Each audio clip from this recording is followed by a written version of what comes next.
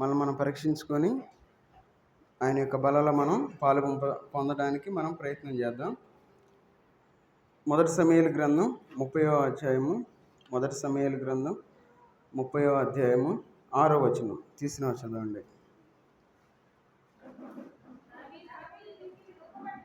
దావీదు మిక్కిలి దుఃఖపడెను, మరియు తమ తమ కుమారులను బట్టి కుమార్తెలను బట్టి జనులకందరికీ ప్రాణము విసిగినందున రాళ్ళు రువ్వి దావీదును చంపుదుము రండని వారు చెప్పుకొనగా, దావీదు తన దేవుడైన యెహోవాను బట్టి ధైర్యము తెచ్చుకొనెను. ప్రార్థన చేసుకుందాం.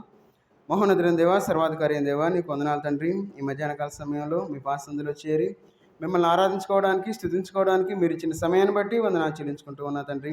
మీ బలలో మేము పాలుపంపులు పొందబోచుండగానైనా యోగ్యులంగా మమ్మల్ని మేము పరీక్షించుకొని ఆ యొక్క బలలో పాలుపంపులు పొందడానికి తగిన సహాయం దయచేయండి. చదవబడిన వాక్య భాగాన్ని మీరు దీవించి ఆశీర్వదించండి. మాకు కావాల్సిన ఆత్మీయ ఆహారాన్ని మాకు దయచేయమని యేసుక్రీస్తు వారి నామంలో ప్రార్థించి అడిగి వేడుకుంటున్నాం తండ్రి, ఆమేన్. మనం చదువుకున్న వాక్య భాగంలో ఒక మాట మనకు కనబడతా ఉంది. ఏమనంటే మొదటి సమూయేలు గ్రంథం 3వ అధ్యాయము 6వ వచనంలో చివరిలో ఏమంటా ఉన్నారంటే, తమ దేవుడైన యెహోవాను బట్టి ధైర్యము తెచ్చుకొనెను. ఈ మధ్యాహ్నకాల సమయంలో దేవుణ్ణి బట్టి మనం చూస్తే దేవుణ్ణి బట్టి ధైర్యం తెచ్చుకున్నాడు దావీదు గారు. అయితే మన జీవితంలో మరి మనం ఏ విధంగా ఉండాలి అంటే, దావీదు గారిని మనం పోల్చుకొని మనం ఆ విధంగా ఉన్నామా లేదా అని పరీక్ష చేసుకొని మనం బలలో పాలుపంపులు పొందాం. ఇక్కడ మనం చదువుకున్న వాక్య భాగంలో దేవుణ్ణి చూసి ధైర్యం తెచ్చుకున్నాడు. ఎలాంటి స్థితిలో ఉన్నాడంటే, దావీదు మిక్కిలి దుఃఖపడెను. దావీదు దుఃఖంలో ఉన్నాడు, బాధలో ఉన్నాడు, వేదనలో ఉన్నాడు, కన్నీటిలో ఉన్నాడు. ఈ కన్నీటిలో ఉన్నప్పుడు దావీదు గారు దేవుణ్ణి బట్టి ధైర్యాన్ని తెచ్చుకుంటా ఉన్నాడు. అయితే ఇక్కడ ఒక మాట మనం చూసుకున్నట్లయితే 6వ వచనంలో చూడండి, రాళ్ళు రువ్వి దావీదును చంపుదము రండని వారు చెప్పుకొనగా. దావీదుని చంపడానికి 600 మంది రెడీగా ఉన్నారు. రాళ్ళు తీసుకున్నారు, దావీదుని పట్టుకొని చంపాలి అని చెప్పి రెడీగా ఉన్నారు. ఒక్కడైపోయారు. ఇప్పుడు ఒక్కడిని 600 మంది చంపడానికి వచ్చారు. ఎంత భయం ఉంటుందా, ధైర్యం ఉంటుందా? తన చుట్టూ 600 మంది రెడీగా ఉన్నారు రాళ్ళు తీసుకుని చంపాలని. అయితే దావీదు బాధపడతా ఉన్నాడు, దావీదు వేదనలో ఉన్నాడు, తన యొక్క బిడ్డలను కోల్పోయాడు, తనకున్న సమస్తాన్ని కోల్పోయాడు, తీసుకెళ్ళిపోయారు. అయితే ఆ బాధలో ఉన్నప్పుడు తనకి ధైర్యం చెప్పవలసిన వాళ్ళే రాళ్ళు పట్టుకొని చంపడానికి రెడీగా ఉన్నారు. మరి అలాంటి స్థితిలో ఉన్నప్పుడు దావీదు దేవుణ్ణి బట్టి ధైర్యాన్ని తెచ్చుకుంటా ఉన్నాడు. ఎట్లా ధైర్యం తెచ్చుకున్నాడు? ఒకవేళ మనమే అదే పరిస్థితిలో ఉన్నాము అనుకుందాం, కొంతసేపు అనుకుందాం. 600 మంది మన చుట్టూ ఉన్నారు, రాళ్ళు పట్టుకొని రెడీగా ఉన్నారు. కొన్ని సెకండ్స్లో ఆ రాళ్ళు తీసుకొని మనల్ని కొడతారు. అలాంటప్పుడు మనం ధైర్యంగా ఉంటామా, ఉండలేమా? ఖచ్చితంగా ఉండలేము. ఏమంటాం? బతిమలాడతాం. ఏమని? అయ్యా క్షమించు క్షమించు క్షమించి అని అడుగుతాం. కానీ దావీదు ఇక్కడ ఏమంటా ఉన్నాడంటే, దేవుణ్ణి బట్టి ధైర్యం తెచ్చుకున్నట్లు మనం ఇక్కడ చూస్తూ ఉన్నాం. అందుకే మనం ఈ లోకంలో మనం ఏం చేయాలంటే, దేవుణ్ణి బట్టి మనం ధైర్యాన్ని తెచ్చుకునేవారుగా ఉండాలి. శ్రమలను చూసి మనం అధైర్యపడేవారుగా ఈ లోకంలో మనం ఉండకూడదు. అందుకే ఈ లోకంలో మనకు శ్రమలు వస్తాయి, ఈ లోకంలో మనకు బాధలు వస్తాయి, ఈ లోకంలో మనకు వేదనలు వస్తాయి. అయితే మనం ఏం చేయాలి? ఆ శ్రమలను చూసి మనం అధైర్యపడకూడదు. చూడండి, ఎఫెసీ రాసిన పత్రిక 3వ అధ్యాయము, ఎఫెసీ రాసిన పత్రిక 3వ అధ్యాయము 13వ వచనం తీసిన వారు చదవండి. కాబట్టి మీ నిమిత్తమై నాకు వచ్చిన శ్రమలను గురించి ఇది మీకు మహిమకరములై ఉన్నవి. చాలు. ఈ లోకంలో సహజంగా మనం ఏం చేస్తామంటే, మనకొచ్చిన శ్రమలను బట్టి మనం అధైర్యపడతా ఉంటాం, బాధపడతాం, భయపడతాం, ధైర్యం కోల్పోయిన వారుగా ఉంటాం, ఏడుస్తాం, దుఃఖపడతాం, మనం ఎంతో వేదన పడేవారుగా ఉంటాం. అయితే ఈ లోకంలో మనం ఎట్లా ఉండాలి అని మనం ఆలోచించినట్లయితే, ఇక్కడ ఎఫెసీ రాసిన పత్రికలో 3వ అధ్యాయం 13వ వచనంలో చెప్తున్నారు ఏమని? కాబట్టి మీ నిమిత్తమై నాకు వచ్చిన శ్రమలను చూచి మీరు అధైర్యపడవద్దని వేడుకొనుచున్నాను. ఇవి మీకు మహిమకరములై ఉన్నవి. మనకొచ్చే శ్రమలను చూసి మనం అధైర్యపడకూడదు. ఈ లోకంలో మనకొచ్చే బాధలను బట్టి మనం అధైర్యపడకూడదు. మనం ఈ లోకంలో ధైర్యంగా ఈ లోకంలో మనం జీవించేవారుగా ఉండాలి. ఎలాంటి పరిస్థితిలో గుండా మనం వెళ్ళినా మనం ధైర్యం తెచ్చుకోవాలి. ఎవరిని చూసి మనం ధైర్యం తెచ్చుకోవాలి? దేవుణ్ణి చూసి మనం ధైర్యాన్ని తెచ్చుకునేవారుగా ఉండాలి. మరి అలాంటప్పుడు మనం దేవుణ్ణి బట్టి మనం ధైర్యాన్ని తెచ్చుకునేవారుగా ఉన్నామా లేదా మనం పరిశీలన చేసుకోవాలి. ఎందుకు ధైర్యంగా ఉండాలంటే చూడండి, యెహోషువ గ్రంథం 1వ అధ్యాయము 9వ వచనం చదవండి. ఇంతకుముందు మనం నేను నీకు ఆజ్ఞ ఇచ్చి ఉన్నాను కదా, నిబ్బరము కలిగి ధైర్యముగా ఉండుము, దిగులు పడకము, జడియకుము, నీవు నడుచు మార్గమంతటిలో నీ దేవుడైన యెహోవా నీకు తోడై ఉండును. చూడండి, ఇక్కడ నేను నీకు ఆజ్ఞ ఇచ్చి ఉన్నాను కదా, నిబ్బరము కలిగి ధైర్యముగా ఉండుము. ఇక్కడ మనం చూసుకున్నట్లయితే ఇంతకుముందు మనం ఆరాధన వర్తమానాలు చూసుకున్నాం. 1:6 ఉంది, నిన్ను విడువను, నిన్ను ఎడబాయను, నిబ్బరము కలిగి ధైర్యముగా ఉండు అని చెప్తా ఉన్నాడు. మళ్ళీ 9వ వచనంలోకి వచ్చిన తర్వాత అంటా ఉన్నాడు ఏమనంటే, నేను నీకు ఆజ్ఞ ఇచ్చి ఉన్నాను. ఆయన మనకు ఆజ్ఞ ఇచ్చాడు. ఎందుకంటే దేవుణ్ణి చూసి మనం ధైర్యంగా ఉండేవారుగా ఉండాలి. ఏమని ఆజ్ఞ ఇచ్చాడు ఆయన? దిగులు పడకము, జడియకుము, నీవు నడుచు మార్గమంతటిలో నీ దేవుడైన యెహోవా నీకు తోడై ఉండును. మనం నడిచే మార్గంలో దేవుడు మనకు తోడుగా ఉంటాడు. ఎప్పుడైతే దేవుడు అప్పుడు ఆజ్ఞ ఏ విధంగా అయితే ఇచ్చి ఉన్నాడో, దేవుడు తన యొక్క వాక్యం ద్వారా మనతో మాట్లాడుతూ ఉన్నాడు. ఒకవేళ ఈ మధ్యాహ్న కాల సమయంలో మనం దిగులు పడుతున్నా ఉన్నామేమో, ఒకవేళ మనం వేదన పడతా ఉన్నామేమో, అయితే దేవుడు మనకు ఒక మాట చెప్తా ఉన్నాడు, నీవు నడుచు మార్గమంతటిలో నీ దేవుడైన యెహోవా నీకు తోడై ఉండును. మనం నడిచే మార్గంలో దేవుడు మనకు తోడుగా ఉన్నాడు కాబట్టి మనం దేవుణ్ణి మనం ఆరాధించేవారుగా ఉన్నాం. అందుకే మనం దేవుణ్ణి బట్టి మనం ధైర్యంగా ఈ లోకంలో జీవించాలి. మరి మనం దేవుణ్ణి బట్టి ధైర్యంగా మన యొక్క శ్రమలో దేవుణ్ణి బట్టి మనం ధైర్యంగా ఉండగలుగుతా ఉన్నామా మనం పరిశీలన చేసుకోవాలి. ఏదో మన ధైర్యాన్ని మనం కోల్పోయేవారుగా ఉండకూడదు. ఎందుకంటే దేవుడు మనతో నడుస్తూ ఉన్నాడు అనే వాక్యాన్ని మనం గుర్తుపెట్టుకోవాలి. ఆయన వాక్యాన్ని మన యొక్క హృదయంలో ఉంచుకొని ఈ లోకంలో మనం ముందుకు సాగిపోయేవారుగా ఉండాలి. కాబట్టి మొట్టమొదటిగా మన జీవితంలో దేవుణ్ణి బట్టి మనం ధైర్యాన్ని తెచ్చుకునేవారుగా ఉండాలి. అలాంటి ధైర్యాన్ని మనం కలిగి ఉన్నామో లేదో మనం పరిశీలన చేసుకుందాం. రెండవదిగా మన యొక్క జీవితంలో మనం దేన్ని బట్టి మనం ధైర్యంగా ఉండాలంటే చూడండి, 1 సమూయేలు గ్రంథం 30వ అధ్యాయము 7వ వచనం చదవండి. 37.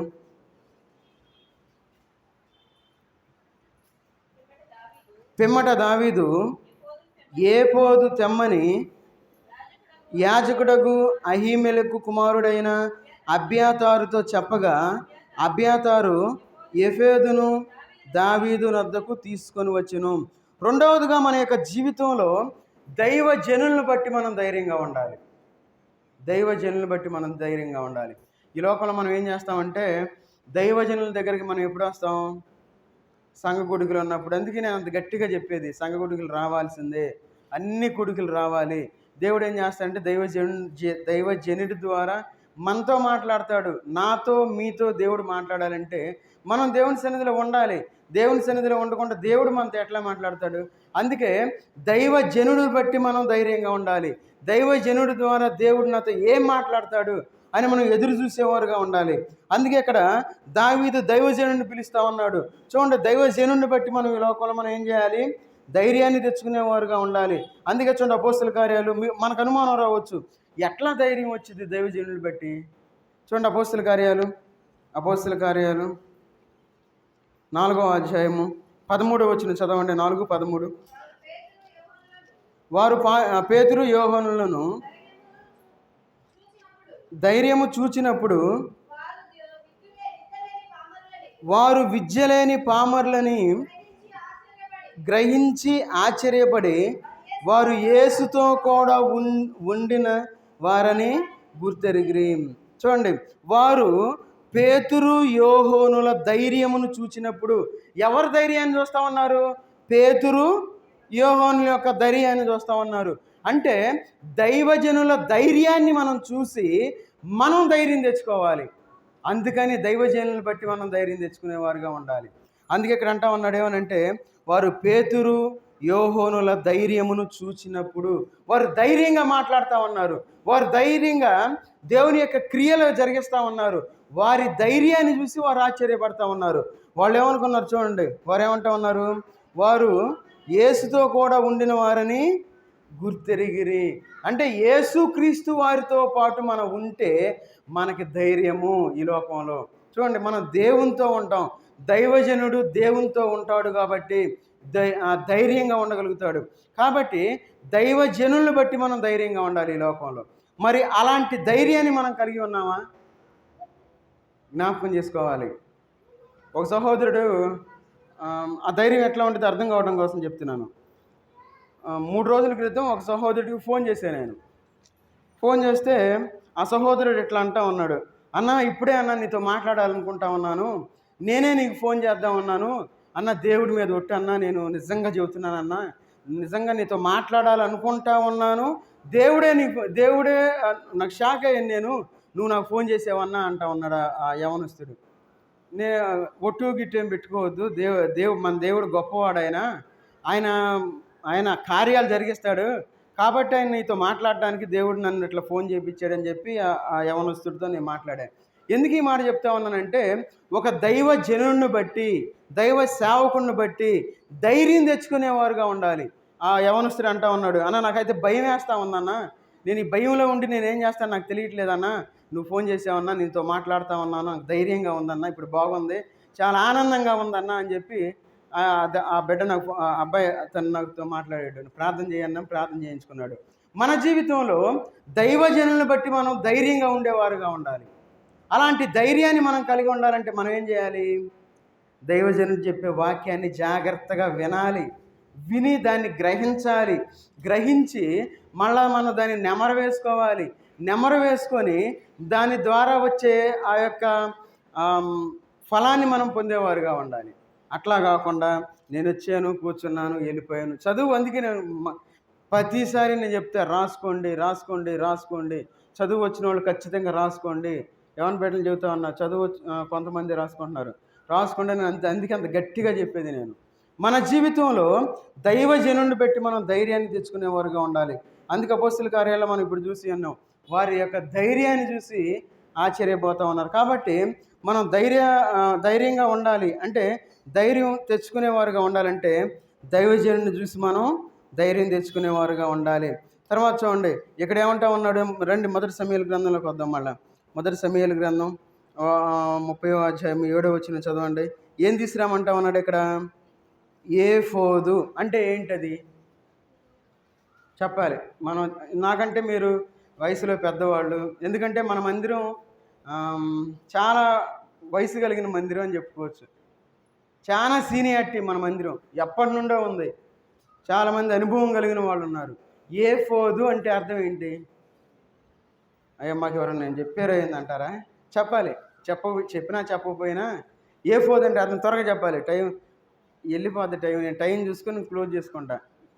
ఎందుకంటే మళ్ళీ మీరు వినగలిగే అంతవరకే చెప్తా నేను, మళ్ళీ వినలేకుండా నేను చెప్పలేను. నిద్రపోయారంటే మాత్రం ఆపేస్తా. ముందుగా బందికి మీ పక్కన చూసుకోండి నిద్రపోకుండా. సరే, ఏఫోదు అంటే అర్థం ఏంటి? ప్రార్థన చేయొద్దు ఎవరు, నా వైపు చూడండి. ఏఫోదు అంటే అర్థం, ఏఫోదు అంటే ఎక్కడ మాకు తగలలేదు అంటారా? సరే, ఏఫోదు అంటే అర్థం ఏంటంటే, ఎవరు చెప్తున్నారు బయట వాళ్ళ? సరే, ఏఫోదు అంటే అది ఒక ప్రతిష్ట, దాన్ని ఒక సూట్ అని చెప్పుకోవచ్చు. అంటే దాన్ని ఏమంటారంటే స్తుతి వస్త్రము. ఎవరైతే అభిషేకించబడిన వాళ్ళు ఉంటారో వాళ్ళకి ధరింపజేసేదాన్ని ఏఫోదు అంటారు. దావీదు అభిషేకించబడిన వాడు కాబట్టి దావీదు దేవుణ్ణి స్తుతించాలి అంటే అది ఒక రకమైన సూట్, అది అంటే ఒక వస్త్రం అని చెప్పుకోవచ్చు. ఏఫోదును తీసుకొని రమ్మంటా ఉన్నారు. అది అంటే స్తుతి వస్త్రాన్ని ధరించి దేవుణ్ణి స్తుతించడము అని మనం చెప్పుకోవచ్చు. అందుకే ఏఫోదు తెమ్మని, అంటే దాన్ని తీసుకొని రండి అని యాజకులకు చెప్తా ఉన్నాడు. అంటే దాన్ని తీసుకొచ్చిన తర్వాత ఆ యొక్క వస్త్రాన్ని ధరించుకొని దేవుణ్ణి స్తుతించేవాడుగా ఉంటాడు. అయితే దేవుడు మనకిచ్చిన రక్షణ వస్త్రాన్ని బట్టి, లేదంటే నీతి వస్త్రాన్ని బట్టి మనం దేవుణ్ణి ఆరాధించేవారుగా ఉండాలి. అందుకే మనం దేవుణ్ణి ఆరాధించేటప్పుడు మనం స్తుతి వస్త్రాన్ని మనం కప్పుకున్న వారుగా ఉండాలి. దేవుడు మనల్ని ప్రోక్షించాడు, దేవుడు మనల్ని అభిషేకించాడు, దేవుడు తన యొక్క ఆత్మని మనలో ఉంచాడు ఆయన.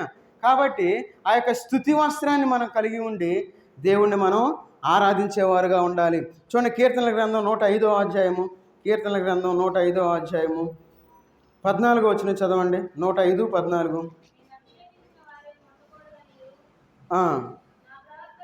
నా ప్రవర్తలకు కీడు చేయకూడదనియు ఆయన ఆజ్ఞ ఇచ్చి. చూడండి, అభిషేకించిన వారిని ముట్టకూడదనియు. అభిషేకించిన వాళ్ళని ముడితే అది చాలా ప్రమాదం. అందుకే దేవుని బిడ్డల జోలికి ఎవ్వరు వెళ్ళొద్దు. దేవుని బిడ్డల్ని త్వరపడి ఒక మాట అనొద్దు. దేవుని బిడ్డలతో జాగ్రత్తగా ఉండండి అని ప్రతిసారి చెప్తా. అందుకే ఒకసారి చెప్పాను. నేను ఒకసారి ఇంతకుముందు ఒక చోట పనిచేసేటప్పుడు పాస్టర్ని ఎట్టబడితే ఒక అతను ఒక యవనస్తుడే మాట్లాడుతూ ఉన్నాడు. ఒకే మాట అన్నా, ఆయన పేరు కూడా నేను చెప్పను, ఎందుకంటే అవన్నీ మనకెందుకు, పేరు అవన్నీ చెప్పుకుంటే టైం సరిపోదు. నువ్వు ఎవరినైనా ఏదైనా అనుకో, కానీ పాస్టర్లు మాత్రం ఏమనొద్దు. ఒకవేళ అన్నావంటే దాని తీర్పు చాలా కఠినంగా ఉంటుందని ఒకే మాట అన్నా. ఇక అప్పటి నుండి యవనస్తుడు ఎప్పుడు కూడా వాళ్ళ గురించి ఆపేసాడు. అంతే. మన జీవితంలో అభిషేకించబడిన వారి గురించి మనం ఎప్పుడూ మాట్లాడకూడదు. మన జీవితంలో మనం తెలియక ఏం చేస్తామంటే ఇష్టం వచ్చినట్టు మాట్లాడతాం. చాలా జాగ్రత్తగా ఉండాలి, ఎప్పుడూ మాట్లాడకూడదు. అందుకే ఇక్కడ అంటా ఉన్నాడు, అభిషేకించిన వారిని ముట్టకూడదు, వాళ్ళ జోలికి మనం వెళ్ళకూడదు. దావీదు అభిషేకించబడి ఉన్నాడు కాబట్టి ఆయన్ని ముట్టకూడదు. అంటే మన జీవితంలో ఈ లోకంలో మనందరం ఎవరు? దేవుడు మనల్ని అభిషేకించి ఆయన రక్షణ వస్త్రాన్ని ఇచ్చి, ఆయన నీతి వస్త్రాన్ని ఇచ్చి, ఆయన రక్తం ద్వారా మనల్ని ప్రోక్షించి ఆయన బిడ్డలుగా మనల్ని చేసుకుని ఉన్నాడు ఆయన. మరి దాన్ని బట్టి మనం ధైర్యంగా ఈ లోకంలో ఉండాలి. మరి ఎందుకు మనం ఉండలేకపోతా ఉన్నాం అంటే అది మనం ఒక మాటలో చెప్పుకోవాలంటే ఆయన ప్రతిష్టతను బట్టి మనం ధైర్యంగా ఈ లోకంలో ఉండాలి. ఎందుకంటే ఆయన మనల్ని అభిషేకించి ఉన్నాడు కాబట్టి ఈ లోకంలో మనం జీవించేటప్పుడు ఆయన ప్రతిష్టతను బట్టి మనం ఏం చేయాలి? ధైర్యం తెచ్చుకునేవారుగా ఉండాలి. మరి ఆ విధమైన ధైర్యాన్ని మనం తెచ్చుకునేవారుగా ఉన్నామా? ప్రతి చిన్న విషయానికి మనం కృంగిపోతాం, ఎంతగానో బాధపడిపోతాం, ఎంతగానో వేదన పడిపోతాం. మనం ఎంత వేదన పడినా, ఎంత బాధపడినా మనం ఏదైనా చేయగలమా? మనం ఏమీ చేయలేము. కానీ మనం ఎందుకు బాధపడాలి? మనం అభిషేకించబడిన వాళ్ళం. దేవుడు తన యొక్క రక్తం ద్వారా అభిషేకించి ఆయన బిడ్డలుగా మనల్ని చేసుకుని అన్నాడు. కాబట్టి ఈ లోకంలో మనం ఎప్పుడూ కూడా భయపడకూడదు, మనం బాధపడకూడదు. చూడండి, ఇది మళ్ళీ ఇక్కడికి వద్దాం. 1 సమూయేలు గ్రంథం 30వ అధ్యాయము 8వ వచనం చదవండి. 8వ వచనం, నేను ఈ దండను తరిమిన ఎడల దాన్ని కలుసుకొందునా అని యెహోవా యొద్ద దావీదు విచారణ చేయగా. చాలు. చూడండి, ఇక్కడ మన ప్రార్థన బట్టి మనం ధైర్యం తెచ్చుకునేవారుగా ఉండాలి. దావీదు గారు ఏం చేస్తా ఉన్నారు? ధైర్యం ఎట్లా తెచ్చుకుంటున్నాడు? దేవుని దగ్గర విచారణ చేసేవాడుగా ఉన్నాడు. అందుకే అన్నాడు ఏమని? నేను ఈ దండును తరిమిన ఎడల దాన్ని కలుసుకొందునా అని యెహోవా యొద్ద దావీదు విచారణ చేయగా. మన ప్రార్థన బట్టి మనం ధైర్యం తెచ్చుకునేవారుగా ఉండాలి. మరి మన ప్రార్థన ధైర్యం తెచ్చుకునేదిగా ఉందా లేదా? మన ప్రార్థన ఎట్లా ఉంది? అసలు మనం ప్రార్థన చేస్తున్నామా? అసలు విజ్ఞాపన చేస్తున్నామా? అసలు మనం ప్రార్థనా జీవితంలో ఎంత బలంగా ఉన్నాం? ఒకసారి మనం పరీక్ష చేసుకుందాం. ఎంత ప్రార్థన చేస్తున్నాం? మన కుటుంబం కోసం ఎంత కన్నీరు గారుస్తూ ఉన్నాం? ఇంతవరకు మనం ఎంత కన్నీరు గార్చాము మన బిడ్డల కోసం? తల్లులుగా ఆలోచించండి. మన బిడ్డల కోసం ప్రార్థన అనే కన్నీళ్లు మనం కార్చకపోతే వేదన అనే కన్నీళ్లు కార్చవలసి ఉంటుంది. గుర్తుపెట్టుకోవాలి. మనం ప్రార్థన అనే కన్నీరు మనం కార్చడం లేదు కాబట్టి వేదనతో మనం కన్నీళ్లు కారుస్తూ ఉన్నాము అనే విషయాన్ని మనం గుర్తుపెట్టుకోవాలి. కాబట్టి మన ప్రార్థన ధైర్యం, మన ప్రార్థన ద్వారా ధైర్యం తెచ్చుకునేవారుగా ఈ లోకంలో ఉండాలి. దావీదు గారు తన యొక్క ప్రార్థన ద్వారా ధైర్యాన్ని తెచ్చుకుంటూ ఉన్నాడు. అందుకే చూడండి, మొదటి యోహాను పత్రిక చూద్దాం. మన యొక్క ప్రార్థనలో ధైర్యం ఎట్లా ఉంటుందో. మొదటి యోహాను పత్రిక మొదటి యోహాను పత్రిక 5వ అధ్యాయము 14 వచనం చదవండి. ఆయనను బట్టి మనకు కలిగిన ధైర్యం ఏదనగా ఆయన చిత్తానుసారముగా మనమేది అడిగినను ఆయన మన మనవి ఆలకించున్నదియే. అది మన ధైర్యం. చూడండి ఎంత క్లియర్గా చెప్తుంది. మన ధైర్యం ఏది? ఏందే నీ ధైర్యం అంటే మనం చెప్పగలగాలి, నేను ఏం అడిగినా దేవుడు నాకు ఇస్తాడు అని మనం ధైర్యంగా మనం చెప్పగలగాలి. మరి అలాంటి స్థితిలో మనం ఉన్నామా? మనం ప్రార్థన చేయం, ఎప్పుడు పడితే అప్పుడు ప్రార్థన చేస్తే దేవుడు వింటాడా?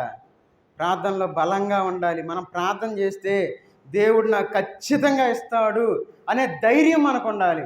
మరి ఆ ధైర్యం మనకు ఉందా? అందుకన్నాడు ఏమనంటే, ఆయనను బట్టి మనకు కలిగిన ధైర్యము ఏదనగా, మనకు కలిగిన ధైర్యం ఏదంటే దేవుడు మనం ఏది అడిగినా సరే దేవుడు మనకిస్తాడు. అది మన ధైర్యం. అందుకన్నాడు మనం ఏది అడిగినను ఆయన మన మనవి ఆలకించున్నదియే. మరి అలాంటి ధైర్యాన్ని మనం కలిగి ఉండాలి. అలాంటి ధైర్యాన్ని మనం కలిగి ఉండాలి అంటే మనం ప్రార్థనలో ఎంత బలంగా ఉండాలి. ఏది మన ప్రార్థనలో ఎంత బలహీనలుగా ఉన్నామో. మన ప్రార్థన అస్సలు లేదు. మన ప్రార్థన లేదు అసలు. మనం ఏమనుకుంటున్నామంటే ప్రార్థన చేస్తున్నానులే, సరిపోయిందిలే, ఏదో భోజనం చేసేటప్పుడు పడుకునేటప్పుడు చేస్తున్నాను అయిపోయిందిలే, లేదంటే ఉదయం లేచి అయ్యా తండ్రి దేవా నీకు వందనాలనైనా, అందరూ నేను సజీవులు ఉంచేవలేదు, నేను సజీవులుగా వచ్చానయ్యా, నీకు వందనాలయ్యా, నా కుటుంబాన్ని కాపాడేవా, వందనాలయ్యా ఆమేన్ అంటున్నాం. మన యొక్క పనుల్లో పడిపోయి మనం దేవుణ్ణి మనం మర్చిపోయేవారుగా ఉన్నాం. మనం ప్రార్థించాలి, తండ్రి నా కుటుంబాన్ని కాపాడు, నా బిడ్డలను కాపాడు, నా భర్తను కాపాడు, నా భార్యను కాపాడు, అయ్యా నా కుటుంబాన్ని కట్టు, నాకు రక్షణ అనే వస్త్రాన్ని, నా కుటుంబాన్ని రక్షించుకోవాలి, వారు ఇంకా రక్షించబడలేదు, వాడు బాప్తిసం తీసుకోవాలి అని దుఃఖంతో వేదంతో మనం ప్రార్థన చేసేవారుగా ఉండాలి. ఇక్కడ మనం చూసుకున్నట్లయితే దావీదు తన యొక్క ప్రార్థన బట్టి ధైర్యం తెచ్చుకునేవాడుగా ఉన్నాడు. కాబట్టి మనం ఏం చేయాలంటే మనం దేవునికి మనం ప్రార్థన బట్టి మనం ధైర్యాన్ని తెచ్చుకునేవారుగా ఉండాలి. చూడండి మొదటి సమూయేలు గ్రంథం 30వ అధ్యాయము 23వ వచనం చదవండి. 23. అందుకు దావీదు వారితో ఇట్లా, నేను నా సహోదరులారా, యెహోవా మనల్ని కాపాడి మన మీదికి వచ్చిన ఈ దండును మనకు అప్పగించి మనకు దయచేసిన దాని విషయంలో మీరు ఇలాగున చేయకూడదు. చూడండి ఇక్కడ యెహోవా మనల్ని కాపాడి మన మీదకు వచ్చిన ఈ దండును. ఇక్కడ మనం చూసుకున్నట్లయితే మన యొక్క విశ్వాసాన్ని బట్టి మనం ధైర్యంగా ఉండాలి. దావీదు విశ్వాసాన్ని బట్టి చూడండి ధైర్యంగా చెప్పగలుగుతా ఉన్నాడు. మరి మన యొక్క విశ్వాసాన్ని బట్టి మనం ఏం చేయాలి? ధైర్యంగా ఈ లోకంలో మనం జీవించేవారుగా ఉండాలి. అందుకే ఇక్కడ అంటా ఉన్నాడు, నా సహోదరులారా యెహోవా మనల్ని కాపాడి. విశ్వాసంతో ఉన్నాడు, విశ్వాసంతో దేవుని వైపు చూశాడు. విశ్వాసంతో ఎప్పుడైతే దేవుని వైపు చూసి ఉన్నాడో తనకి జయాన్ని ఇచ్చినట్లు మనం చూస్తూ ఉన్నాం. అయితే మన జీవితంలో మనం ఏం చేయాలి? మన యొక్క విశ్వాసాన్ని బట్టి మనం ధైర్యంగా ఉండాలి. ఆ మాట మనం చూద్దాం. దేవుని యొక్క వాక్య భాగంలో నుండి ఎఫెసీయులు రాసిన పత్రిక 3వ అధ్యాయము, ఎఫెసీయులు రాసిన పత్రిక 3వ అధ్యాయము 12వ వచనం చదవండి. ఆయన అందరి విశ్వాసము చేత ఆయన నిర్భయమైన ప్రవేశమును ఆయనను బట్టి మనకు కలిగి ఉన్నవి. చూడండి, ఆయన అందరి విశ్వాసము చేత ధైర్యమును. ఈ లోపల మనం విశ్వాసాన్ని కోల్పోతూ ఉన్నాం. అయ్యో నేను కష్టంలో ఉన్నాను, నేను బాధలో ఉన్నాను, లేదంటే నేను వేదనలో ఉన్నాను అని చెప్పి మన యొక్క బాధను చూసి మనం కుమిలిపోతూ ఉంటాం. మన యొక్క బాధను చూసి మనం కృంగిపోతూ ఉంటాం. మన యొక్క చింతను చూసి మనం ఏం చేస్తూ ఉంటామంటే మనం ఎంతగానో దిగులు పడేవారుగా ఉంటాం.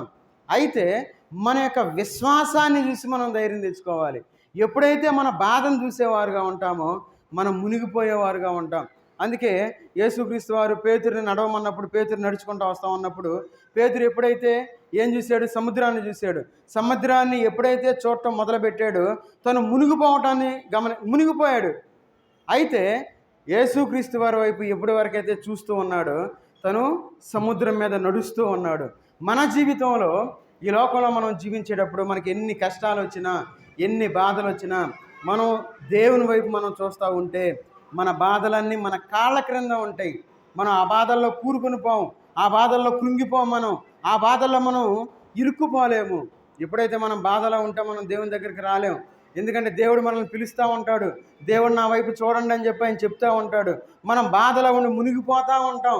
మనం చేతులు ఇట్లా పైకెత్తుతూ ఉంటాం, లెగుస్తూ ఉంటాం, పడతా ఉంటాం, మునుగుతూ ఉంటాం. మనం దేవుని వైపు చూస్తా, మనం దేవుని యొక్క ధైర్యాన్ని మనం పొందేవారుగా ఉండాలి. అందుకే ఇక్కడ అంటా ఉన్నాడు, నీ విశ్వాసము చేత ధైర్యమును. మన యొక్క విశ్వాసం ద్వారా ధైర్యాన్ని మనం పొందేవారుగా ఉండాలి ఈ లోకంలో. మరి మన యొక్క విశ్వాసం ద్వారా ధైర్యాన్ని పొందేవారుగా ఉన్నామా? ఎవరైనా సరే మనకు హాని చేయదలిస్తే వారిని చూసి మనం భయపడకూడదు. దేవుణ్ణి చూసి, మన యొక్క విశ్వాసాన్ని చూసి మనం ధైర్యంగా ఉండాలి. కాబట్టి మన యొక్క విశ్వాసాన్ని బట్టి మనం ధైర్యంగా ఉండాలి. ఇక్కడ మనం గమనించినట్లయితే చూడండి, మొదట సమూయేలు గ్రంథంలోకి వద్దాం. మళ్ళా 30వ అధ్యాయము 9వ వచనం చదవండి. 39. కాబట్టి దావీదును అతని యొద్ద ఉన్న 600 మందియును బయలుదేరి బెసోరు వాగు గట్టుకు రాగా వారిలో 200 మంది వెనకకు దిగ విడవబడిరి. ఇక్కడ ఎంతమంది బయలుదేరారు? 600 మంది బయలుదేరారు. అయితే 200 మంది వెనక్కి జారిపోయారు. మన ఆత్మీయమైన జీవితంలో మనం కూడా అంతే ఉంటాం. చూడండి, ఈ లోకంలో మనం జీవించేటప్పుడు మనం ఏం చేస్తాం? మనం జారిపోయే వాళ్ళని బట్టి మనం జారిపోయే వాళ్ళని వదిలిపెట్టాలి. సహజంగా ఈ లోకంలో మనం ఏం చేయాలంటే మన తోటి విశ్వాసులను బట్టి ధైర్యాన్ని మనం తెచ్చుకునేవారుగా ఉండాలి. జారిపోయిన వాళ్ళని చూసి పలానా రావట్లేదుగా, ఇంకే నేనే వచ్చేదిలే, బాప్తీసం తీసుకుంది, ఇంట్లోనే ఉంది, నేను వచ్చేటప్పుడు ఇంకేం వెళ్తావాలని చెప్పి జారిపోయిన వాళ్ళు మనం చూడకూడదు. మన యొక్క తోటి విశ్వాసాలను బట్టి, వాళ్ళని బట్టి మనం ధైర్యం తెచ్చుకోవాలి. అందుకే ఇక్కడ 600 మంది ఉంటే 200 మంది జారిపోయారు. మిగతా వాళ్ళు ఈ 400 మంది సహవాసంగా ఉన్నారు. సహవాసంగా ఉండి దేవుని యొక్క సన్నిధిలో వాళ్ళు ధైర్యాన్ని తెచ్చుకొని వారు ప్రార్థన ద్వారా, వారి యొక్క విశ్వాసం ద్వారా వారు ముందుకు వెళ్ళి విజయాన్ని సాధించినట్లు మనం చూస్తూ ఉన్నాం. అందుకే ఇక్కడ మనం గమనించినట్లయితే చూడండి, అపోస్తుల కార్యాలు 28వ అధ్యాయము, అపోస్తుల కార్యాలు 28వ అధ్యాయము 15 వచనం చదవండి. 28-15. అక్కడ నుండి సహోదరులు మా సంగతి విని అప్పియ సంతపేట వరకును త్రిసత్రముల వరకును మమ్మను ఎదుర్కొనుటకు వచ్చిరి. పౌలు వారిని చూచి దేవునికి కృతజ్ఞతాస్తుతులు చెల్లించి ధైర్యము తెచ్చుకునేను. పౌలు గారు రోమా ప్రయాణంలో ఉన్నారు. ఆయన రోమా ప్రయాణంలో అనేకమైన కష్టాల్లో గుండా వచ్చాడు. ఆయన అనేకమైన యొక్క శ్రమల్లో గుండా వచ్చాడు. అనేకమైన ఆ యొక్క సముద్రంలో ఆ యొక్క అలజడులు వచ్చినాయి, ఎన్నో బాధల్లో గుండా వచ్చాడు.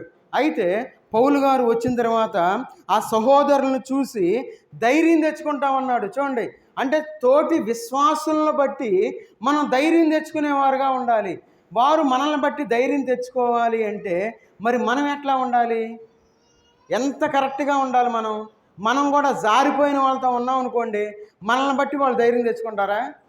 జారిపోయిన వాళ్ళని ఎవరు పట్టించుకోరు. ఎవరైతే నిలకడగా ఉంటారో, దేవుల్లో ఉంటారో, ఎవరైతే ఆశీర్వాదాలు పొందే స్థితిలో ఉంటారో వారిని బట్టి మనం ధైర్యంగా ఉంటాము. అదే మనం విశ్వాసులను బట్టి ఇక్కడ అపోస్తలుడైన పౌలు గారు ధైర్యాన్ని తెచ్చుకుంటూ ఉంటారు. చూడండి, అక్కడ అంటా ఉన్నారు, పౌలు వారిని చూచి దేవునికి కృతజ్ఞతాస్తుతులు చెల్లించి ధైర్యము తెచ్చుకునేను. తన పడ్డ కష్టాలన్నీ మర్చిపోయి దేవుని కృతజ్ఞతాస్తుతులు చెల్లించి ధైర్యం తెచ్చుకున్నట్లు మనం చూస్తూ ఉన్నాం. అదేవిధంగా మనల్ని చూసి ధైర్యం తెచ్చుకోవాలి. మన యొక్క విశ్వాసాన్ని చూసి ధైర్యం తెచ్చుకోవాలి. మన యొక్క సహవాసాన్ని చూసి ధైర్యం తెచ్చుకోవాలి. అనిపించాలి ఎవరికంటే బయట ఉన్న వాళ్ళకి అనిపించాలి. ఏమని? అరే పలానా మందిరానికి వెళ్తే బాగుంటుంది, అరే పలానా మందిరానికి వెళ్తే అక్కడ మేము ఆత్మీయంగా బలాన్ని పొందవచ్చు, ప్రతి వారం మేము బలంలో పాలు పంపులు పొందవచ్చు, ప్రతి వారం నోరు తెరిచి మేము దేవుణ్ణి ఆరాధించవచ్చు, మాకు అవకాశం ఉంది, వారందరూ ఎంత చక్కగా ఉంటారు, ఆ మందిరానికి వెళ్ళే వాళ్ళు ఎవరు పెద్దగా మాట్లాడరు, ఎవరు బూతులు మాట్లాడరు, వాళ్ళు ఎంతో మాదిరికరమైన జీవితాలు జీవించేవారుగా ఉంటారు అని పేరు తెచ్చుకునేవారుగా ఉండాలి. మరి మన జీవితంలో ఎలాంటి పేరు మనం తెచ్చుకుంటా ఉన్నాం? దేవుని పక్కన పెట్టాం. ఇక్కడ ప్రార్థన జరుగుతూ ఉంటే మన సాక్ష్యం ఎట్లా ఉంటుందంటే రోడ్లంటే వెళ్ళి వాళ్ళు చూస్తారు, ఏంది ఇంట్లో కూర్చుంది, అక్కడ ప్రార్థన జరుగుతుంది, మైక్ మోగుతూ ఉంది, మా మందిరంలో ఉండాలి కదా. చూడండి, మనల్ని చూసి వాళ్ళు వెనకబడిపోతూ ఉన్నారు. మనల్ని చూసి ఒక స్టేట్మెంట్ ఇవ్వాలి, ఈరోజు మంగళవారం 8 గంటల నుండి 9:30 సంఘ కూడుకుంటుంది, అరే పలానోళ్ళు అందుబాటులో ఉండరు, వాళ్ళు సంఘ ప్రార్థనలో ఉంటారు, ఓకే అని ఒక స్టేట్మెంట్ ఇవ్వగలగాలి. మరి అలాంటి స్టేట్మెంట్ ఇవ్వగలరా? అలాంటి ధైర్యాన్ని మనం కలిగిన వారుగా ఈ లోకంలో మనం ఉండాలి. చూడండి, మనల్ని బట్టి ధైర్యం తెచ్చుకో. అపోస్తలుడైన పౌలు గారు చూడండి, ఆ యొక్క సంఘాన్ని, సహవాసాన్ని చూసి ధైర్యం తెచ్చుకున్నట్లు మనం ఇక్కడ చూస్తూ ఉన్నాం. కాబట్టి మనం ఈ లోకంలో ఏం చేయాలి? ధైర్యంగా ఉండాలి. చూడండి, ఇక్కడ మళ్ళీ వద్దాం. 1 సమూయేలు గ్రంథం 30వ అధ్యాయము 9వ వచనంలో మరలా ఒక మాట మనకు కనబడుతుంది. బెసోరు అని ఒక మాట కనబడుతుంది. ఏంటది బెసోరు అంటే? ఏ సోరు అయితే మాకేం తెలుసారంటారా? బెసోరు. చూడండి, అక్కడ బెసోరు అనే దానికి అర్థం కొన్ని తెలుసుకోవాలి, కొన్ని అర్థాలు. మనం బ్లైండ్గా మనం వెళ్ళిపోకూడదు అట్లా. బెసోరు అనే ఒక మాట మనకు కనబడతా ఉంది కదా. చెప్పండి, ఎవరైనా చెప్పచ్చు. అక్కడ బైబిల్లో లేదు బెసోరు అంటే అర్థం లేదు, అందుకే నోట్ చేసుకోమనేది. ఇట్లా కొత్త అర్థాలు వచ్చినప్పుడు మనకు గుర్తుంటాయి. బెసోరు అంటే అర్థం ఏంటంటే చల్లని నిరీక్షణ. బెసోరు అంటే అర్థం. చూడండి, దేవుడు చల్లని నిరీక్షణ ఇచ్చాడు. అందుకే అక్కడ ఒక మాట మనకు కనబడు, బెసోరు వాగు యొద్దకు అంటే ఒక చల్లని నిరీక్షణ కలిగిన దాని దగ్గర ఉన్నారు వాళ్ళు. మన జీవితంలో దేవుని యొక్క సన్నిధి బెసోరు అని మనం గుర్తుపెట్టుకోవాలి. ఇది ఒక చల్లని నిరీక్షణ. దేవుని యొక్క మహాకృపను బట్టి మనం చల్లదనంలోకి వచ్చేసాం. అంత ఎండలు లేవు, అంత పెద్దగేం లేవు. అందుకే ఈరోజు మనం 9:10, 11 స్టార్ట్ చేసేవారికి ఈరోజు మనం సరే. మనం బెసోరు అంటే చల్లని నిరీక్షణ గుర్తుపెట్టుకోండి. ఒకవేళ మీకు పెన్సిల్ ఉంటే పెన్సిల్తో అండర్లైన్ చేసుకొని మీరు అక్కడ మాటకు అర్థం రాసుకోవచ్చు. ఎప్పుడన్నా మీరు చూసినప్పుడు మీకు గుర్తుంటుంది. చూడండి, ఈ బెసోరు అని మనం చెప్పుకుంటాం కదా. చూడండి, అక్కడ నిరీక్షణ ద్వారా మనం ఎట్లా ధైర్యాన్ని తెచ్చుకుంటాము. చూడండి, 2వ కొరింథీ పత్రిక 3వ అధ్యాయము, 2వ కొరింథీయులు రాసిన పత్రిక 3వ అధ్యాయము 13వ వచనం చదవండి. 3:13. తగ్గిపోవచ్చున్న మహిమ అంతమును ఇశ్రాయేలు తేరి చూడకున్నట్లు మోషే తన ముఖము మీద ముసుగు వేసుకొనెను. మేమట్లు చేయక ఇట్టి నిరీక్షణ గలవారమై బహుధైర్యముగా మాటలాడుచున్నాము. ఇక్కడ మనకి నిరీక్షణ, చూడండి నిరీక్షణ. ఈ నిరీక్షణ ద్వారా వీళ్ళు ధైర్యంగా మాట్లాడుతూ ఉన్నారు. అయితే మోషే గారు ఏం చేశారంటే దేవుని దగ్గరకు ఆ పర్వతం, ఆ కొండ మీద ఎక్కి దేవునితో మాట్లాడి కిందకు వస్తూ ఉన్నప్పుడు ఆ ప్రకాశాన్ని వీళ్ళు చూడలేకపోతూ ఉన్నారని చెప్పి ముసుగు వేసుకున్నాడు. అయితే ఇక్కడ ఒక మాట అంటా ఉన్నాడు, చూడండి, తన ముఖము మీద ముసుగు వేసుకొనెను, మేమట్లు చేయక ఇట్టి నిరీక్షణ గలవారమై బహుధైర్యముగా మాట్లాడుచున్నాము. మనం ఎప్పుడైతే ఈ నిరీక్షణ కలిగిన వారుగా ఉంటామో మన ముఖాలు ప్రకాశించేవిగా ఉంటాయి. ఒకవేళ మనం నల్లగా ఉండొచ్చు, కానీ మన ముఖాల్లో ప్రకాశవంతాన్ని చూడగలరు. ఒకసారి ఒకతను నాతో మాట్లాడుతూ ఉన్నాడు. ఏమంటా ఉన్నాడంటే, అయ్యా నీ ముఖంలో నేను దేవుణ్ణి చూస్తూ ఉన్నాను అని అంటా ఉన్నాడు. దీన్ని నమ్ముతావా అన్నాడు. అయ్యా నేను నమ్ముతానయ్యా అన్నాడు. ఆయన నా దగ్గర, అతను ఎవరో నాకు తెలియదు అసలు, నా దగ్గరికి వచ్చి మాట్లాడుతూ ఉన్నాడు. ఆయనకి 2 మాటలు, దేవుని యొక్క మాటలు చెప్పాను. అయితే ఆ మాటలు చెప్పిన తర్వాత ఆయన చెప్తా ఉన్నాడు, నేను నీ ఎక్కడ దేవుణ్ణి చూస్తూ ఉన్నాను, నీ హృదయంలో నాకు దేవుడు కనబడతా ఉన్నాడు, నీ మొహం వెలిగిపోతూ ఉందంటా ఉన్నాడు. చూడండి, మన జీవితంలో మనం ఎప్పుడైతే దేవుని యొక్క వాక్యాన్ని లేదంటే నిరీక్షణ కలిగిన వారుగా ఈ లోకంలో జీవిస్తూ ఉంటామో అప్పుడు మన యొక్క జీవితాలు వెలిగేవిగా ఉంటాయి. ఎప్పుడైతే మోషే ముఖము ప్రకాశించిందో అప్పుడు తన ముఖం మీద ఏం చేసుకున్నాడు? ముసుగు వేసుకున్నట్లు మనం చూస్తూ ఉన్నాం. కానీ మన ముఖాలకి ముసుగు అవసరంలా, ఎందుకంటే దేవుడు మనల్ని ప్రకాశింపజేసేవారుగా ఉంచుకున్నాడు కాబట్టి, దేవుడు మనకి నిరీక్షణ ఇచ్చి ఉన్నాడు కాబట్టి మన జీవితంలో మన యొక్క నిరీక్షణ బట్టి మనం ధైర్యాన్ని తెచ్చుకునేవారుగా ఉండాలి. మరి మన జీవితాలు ఎలాగున్నాయి, ఎట్లా ఉన్నాం ఈ లోకంలో? అందుకే చాలా స్పష్టంగా చెప్తూ ఉన్నాడు. ఏమనంటే నిరీక్షణ బట్టి, నిరీక్షణ గలవారమై బహుధైర్యముగా మాటలాడుచున్నాము. మన జీవితాలు అలాంటి జీవితాలు మనం జీవించేవారుగా ఉండాలి. మనం మాట్లాడితే ఎట్లా ఉండాలంటే మనల్ని ఎవరు పట్టుకోకూడదు, ధైర్యంగా ఉండాలి. మాటలు మనల్ని ఎట్లా అంటే కొంతమంది మనల్ని ఏం చేస్తారు, మన మాటల్లో తప్పులు ఉండకూడదు, తప్పులు లేకుండా మనం మాట్లాడాలి. విమర్శించబడేవారుగా ఈ లోకంలో మనం ఉండకూడదు. కాబట్టి మనం ధైర్యంగా ఈ లోకంలో మన యొక్క నిరీక్షణను బట్టి మనం ఈ లోకంలో సాగిపోవాలి. కాబట్టి దావీదు మహారాజు తను అంత వేదనలో ఉన్నప్పటికీ 600 మంది చుట్టూ చేరి తను చంపాలి అని ఒక నిర్ణయం తీసుకున్నప్పుడు దేవుణ్ణి బట్టి ధైర్యం తెచ్చుకున్నాడు. అదేవిధంగా మన జీవితంలో దేవుణ్ణి బట్టి మనం ధైర్యం తెచ్చుకొని ఈ లోకంలో మనం సాగిపోవాలి. ఆ ధైర్యాన్ని తెచ్చుకొని మన యొక్క ఎట్లా ఉండాలి, దైవజనుణ్ణి బట్టి మనం ధైర్యాన్ని తెచ్చుకునేవారుగా ఉండాలి. మన యొక్క ప్రార్థనను బట్టి మనం ధైర్యాన్ని తెచ్చుకోవాలి. మన యొక్క నిరీక్షణను బట్టి మనం ధైర్యాన్ని తెచ్చుకునేవారుగా ఉండాలి. మన యొక్క విశ్వాసాన్ని బట్టి మనం ధైర్యాన్ని తెచ్చుకునేవారుగా ఉండాలి. మన యొక్క సహవాసాన్ని బట్టి మనం ధైర్యం తెచ్చుకునేవారుగా ఉండాలి. ఎప్పుడైతే ధైర్యం తెచ్చుకునేవారుగా ఈ లోకంలో ఉంటామో దేవుడు మనల్ని ఎంతగానో దీవిస్తాడు. చివరగా 2 వచనాలు చూపించి నేను ముగిస్తాను. చూడండి, ఈ రీతిగా ఎప్పుడైతే దావీదు తన యొక్క జీవితంలో నడిపింపబడ్డాడో దేవుని యొక్క ఆశ్చర్య కార్యాన్ని చేశాడు. దేవుడు తన యొక్క ఆత్మ ద్వారా తనకి సహాయం చేసినట్లు మనం చూస్తూ ఉన్నాం.